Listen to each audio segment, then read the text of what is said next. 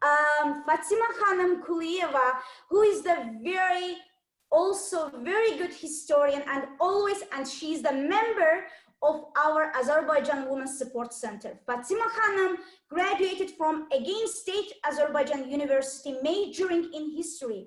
She's a historian and has more than 15 years experience teaching and educating the young generation in world history, history of Azerbaijan, constitution and citizenship. She has developed many methodical textbooks and manuals. Fatima Khanım was a researcher of historical and cultural monuments in Azerbaijan. She worked as an ethnographer, historian in Museum of Literature in Azerbaijan. She has received many awards from the capital city of Baku, Board of Education, the Ministry of Education. She has a well-published numerous of journals, magazines, and periodicals as a historian ethnographer. Fatima Khanım is the member of Azerbaijan History Society and honored member of Association of Independent Teachers of Azerbaijan. In addition, I have to emphasize this one, in Canada, she was an active volunteer of Royal Ontario Museum, and she is the member of Canada National History Society. So Fatima Khanım, I'm inviting you to give us a speech. So thank you so much for accepting our invitation. Please, stage is yours. Thank you, Kenneth. Thank you for introducing me. Ladies and gentlemen, dear guests, I would like to express my deep gratitude to the participants and our speakers. Many, many thanks to our professors for their professional, objective explanation of the significance of the history and culture of ancient Caucasian Albania, as important for the history of Karabakh as for the objective historiography science. Without having knowledge of the historical roots, traditions, culture, and language, it's impossible to educate the future generation in the spirit of patriotism and the love for the motherland. The women come turning to the topic of the history of Karabakh not by chance. Considering the events of recent years, Azerbaijan Women's Support Center sent one goal: to tell the historical truth about the great heritage of Azerbaijani people, the Christian history of Karabakh, which is relevant today too. The topic of Karabakh has been our pain for the last 30 years. This is our pain because the land of our ancestors was conquered by Armenian aggressors. Karabakh means over 1 million refugees living with the hope of returning to their homes. But unfortunately, today, it's impossible to resolve the Karabakh problem without the interventions of the great powers. One of the famous 19th century British diplomats said, "The great powers have no eternal enemies or eternal friends. They have eternal interests." The South Caucasus turned out to be sphere of interest of great powers, such as Russia, Iran, England, France, and the United States. In 1988, in mountains part of Karabakh, the separatist movement of Armenians began, demanding the separation of the vast territory of Karabakh and its annexation to Armenia. Would it have been possible in Soviet Union if separatism and terror had not been supported by authorities of the Soviet Union, including the General Secretary of Soviet Union, Mikhail Gorbachev? Easily redrawing the borders of independent republic, Gorbachev practically supported the war in Karabakh, and every war means mass murder and expulsion of hundreds of thousands of civilians. We are not surprised by the position of Mikhail Gorbachev because his advisors on political and economic issues were the people with Armenian descent. Our resistance to Gorbachev's decision about Karabakh, the people of Azerbaijan were punished by bloody events of Black January 1990. The Soviet army rushed into the capital of Azerbaijan in Baku, using military equipment, tanks, heavy weapons against the civilians. As a result, hundreds of dead, wounded, and missing. This support untied the hands of Armenian militias invited was Syria, Lebanon, Greece, the United States, with the support of Russian military, specifically the 366 military base stationed in Karabakh, Armenian militias began the terror and massive expulsion of Azerbaijani population. February 26, 1992, 5 days before the withdrawal of Russian troops from Karabakh, the military equipment of this base was used against the civilian population of city of Khojaly. As a result of this attack, more than 800 residents of this city were killed, including elderly women, men, and children. The Armenians called it ethnic cleansing in the name of creation of Great Armenia from sea to sea. All tragedy took place in the last decade of 20th century, and unfortunately, the world community has not yet given an objective assessment of those tragic events. When we're talking of Russian expansionist policy in the Caucasus, we have to go back to early as 10th century. In 1944, the Russian tribes, Russian didn't have even his own statehood at that time, invaded the territory of Caucasian Albania, captured the capital city of Berda. The richest city of that time was plundered, burned. 20,000 inhabitants of this city were killed. Only common efforts of the Albanian managed to stop the enemy and expel from the territory of Caucasian Albania. The aggressive policy of Russia towards the Caucasus was fueled by the Armenians who claimed the historical land of Azerbaijan. In secret negotiation with Russia, they put towards the idea of Christian state as the main outpost of Russian southern border with Persia and Turkey. Historical facts indicate in 1701, a delegation of Armenians from the Western Europe met with the Russian Emperor Peter the Great. They handed over a letter in which they asked the monarch to protect the brothers in peace, the faith in Christian Armenians. On October 10, 1724, Peter I to issue a decree for the settlement of Armenians in historical lands, historical Azerbaijani cities of Baku and Derbent occupied by Russia. In 1725, Peter I died, but even after that, the Russian emperors continued the policy of conquering the South Caucasus. Unfortunately, the 18th century was on the most difficult for the history of Azerbaijan. The great Safavid state of Azerbaijan was going through the crisis, and soon it disintegrated into many Azerbaijani khanates. Among them, such a khanates of Karabakh, Nakhichevan, Ganja, Yerevan, Kuba, Shaki was especially prominent. Definitely, the fragmentation of Azerbaijan led to its weakening. And at the end of 18th century in St. Petersburg, a plan was developed for creation of 3 Christian states in the Caucasus, Georgia, Armenia, and Albania. In 1783, after the annexation of Crimea and Georgia by Russia, the Russian Empress Catherine the Great proposed the idea of creating a frontier belt of Christian countries against Turkey, Iran, and European powers. Long-term wars began with Turkey and Persia. In 1804, the Russian-Iranian War ended with signing of Gulistan Treaty in 1813, according to which most of part of Azerbaijan, including the Karabakh Khanate, became part of Russian Empire. The Russian Empire left all the privilege to Karabakh Khan, the right transfer to his throne to his heir, and preserve his land, villages, and city of Shusha as the center of Karabakh Khanate. The rich Armenian landlords, called meliks, definitely was dissatisfied with the decision of Russian Empire. They expected to receive large land of Karabakh from Russia, and this was the reason for a conspiracy, as a result of which Ibrahim Khalil Khan, Khan of Karabakh, was killed. Armenian meliks, fearing the anger of the people, fled to Georgia and then fled to Western Europe. Another Russian-Iranian War of 1826 and 1828 ended with the Turkmenchay Treaty and the fall of the last outpost of Azerbaijanis, the Yerevan fortress, on October 1st, 1827. Yerevan fortress resisted for 20 years, but as a result of betrayal, it was conquered by the Russian army.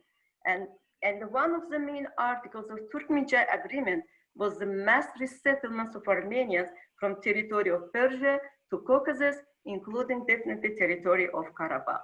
Interestingly, in 1836, the Russian Tsarist authorities made decision to liquidate the Albanian Christian Church, which has been operating in the territory of Karabakh since the 4th century, and transfer its property to Armenian Church.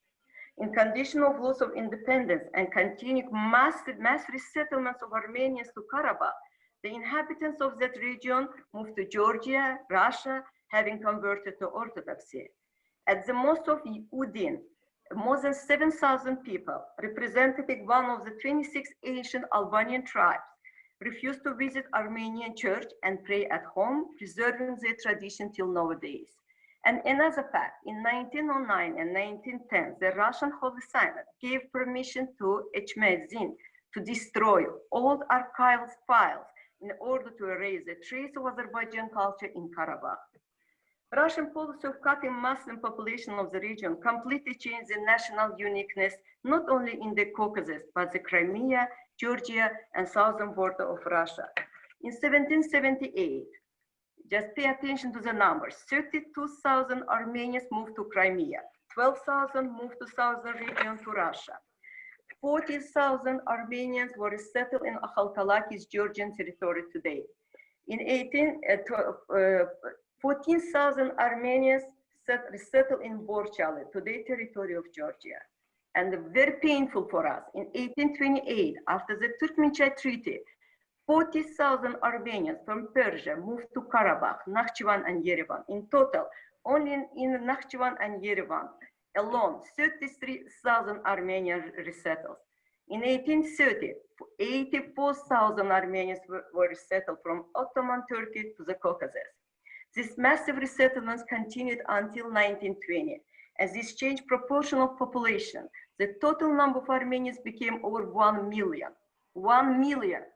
After the Bolshevik Revolution in Russia in 1970, the Soviet government created 3 republics, Armenia, Azerbaijan, and Georgia. And unfortunately, the Bolshevik forces the Azerbaijan government to transfer the city of Yerevan as the capital of newly created Armenian Republic. The tragedy of the Azerbaijanis continues, losing the former Yerevan Khanate and the vastland territory of Western Azerbaijan. And during this period, more than 200,000 Armenians settled in the territory of Western Azerbaijan. However, as a result of ethnic cleanses, thousands and thousands of Azerbaijanians were killed and forced to leave their motherland. And it was not only an episode in the history of massive genocide of Azerbaijanians, mass genocide in Baku, Salyan, Karabakh, Nakhchivan. 50,000 Azerbaijanians were killed, 10,000 was missing, and all of them historical sources. In 1936, Armenian government sent a letter to the head of KGB, Beria, in gratitude for creating conditions for resettlements of Armenians on the territory of Western Azerbaijan. Stalin decreed in 1947-52, 165,000 Azerbaijanians were deported from the historical motherland in Western Azerbaijan. Definitely this policy continued until the 80s, and its confirmation of this, I can cite a letter to send the government of Soviet Union on behalf of the first secretary of the Communist Party in Armenia, Demirchan, thanks the authorities of Soviet Union, creating conditions for resettlement for 200,000 Armenians, Syria, Lebanon, Turkey, Bulgaria, Romania, Greece, to the territory of Western Azerbaijan. Behind all these figures are millions of human destinies. Destinies Azerbaijanian expelled from their motherland, and these archival documents are another proof that Armenians are not the indigenous population of the Caucasus. They have been resettled in which when pursuing their own goals, divide and rule. Before the start separation movement in Nagorno-Karabakh in 1978, Armenians elected a monument in the Agdara region in honor of the 150th anniversary of resettlements of Armenians to Karabakh. Naturally, this monument was destroyed now, but video records of the photographs remain in the archives. But the main witnesses of this event, the people and their memory. Since then, the world witnesses the falsification of the history in Caucasus was Armenians with support of Russian Empire and later on the Soviet Union. I'm going to take a few minutes of your attention, just a few minutes. I would like to draw your attention to these pictures of the magnificent churches in Europe, Iran, and Lebanon. I hope you see it. You can see, right? Yes, we can see. Yeah, church in Russia. It's the 18th century. Architect Filstein is a German architect. Another church in Isfahan, 17th century, it's what was built by Shah Abbas. Another church in the London city, architect Arthur Davis. And another church in Köln, Protestant church in Köln, Germany. And one more church in the Rome, actually it's two churches in the Rome, in 1836 and 1883. Yeah, Italy. And this is a church in Beirut, Lebanon. And another church, it's in the Lvov, Ukraine. Also architect is German architect Doring. And one more church is in the church in Paris, architect Albert Gilbert, France. And this one, Saint Lazare de Armenia, is the island near the Venetian, Italy. And one more very nice, interesting, is also church in Köln, in Germany. Why I'm showing these churches? Nothing else, but these all churches today is Armenian churches on the territory of Europe and Lebanon and the territory of Iran. And one more monastery, as you see here, is monastery in the Vienna, Austria. And this one is very famous and very reliable historian, Ekosians, Armenian by origin, asked his citizen, why you claim, nothing wrong, we know so many Armenian churches in the world, but the wrong is Armenians claim that these churches as historical heritage of Armenia and Armenians. And the Ekosians asked them, why do you claim these churches are your historical heritage? If we did not build them, they were transferred to us or donated by generosity of Vatican. And they was donated to Armenian communities as the government of these countries.